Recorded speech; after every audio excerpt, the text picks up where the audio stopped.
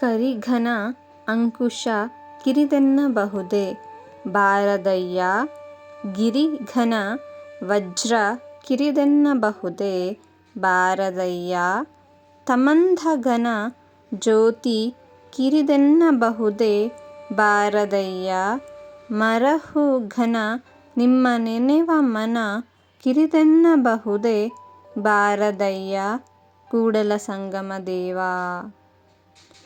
ಈ ವಚನದ ಅರ್ಥ: ಕಪ್ಪಾದ ಆನೆಗೆ ಅಂಕುಶವಿದ್ದರೂ ಅದು ದೊಡ್ಡದಾಗಿರುತ್ತದೆ. ಪರ್ವತದ ಪಕ್ಕದಲ್ಲಿ ವಜ್ರ ಚಿಕ್ಕದಾಗಿ ಕಾಣಿಸಿದರೂ ಅದು ಶಕ್ತಿಯುತವಾಗಿದೆ. ಅಂಧಕಾರದೊಳಗೆ ಜ್ಯೋತಿ ಚಿಕ್ಕದಾಗಿದ್ದರೂ ಅದು ಬೆಳಕು ಕೊಡುತ್ತದೆ. ಅಂತೆಯೇ ದೇವರನ್ನು ನೆನೆಸುವ ಮನಸ್ಸು ಸಣ್ಣದಾಗಿ ಕಾಣಿಸಿದರೂ ಅದು ಅತ್ಯಂತ ಮಹತ್ತರವಾದದ್ದು. ಇದು ಎಲ್ಲದಕ್ಕಿಂತ ದೊಡ್ಡದು, ಶ್ರೇಷ್ಠವಾದದ್ದು ಎಂದು ಬಸವಣ್ಣ ಈ ವಚನದಲ್ಲಿ ಹೇಳಿದ್ದಾರೆ.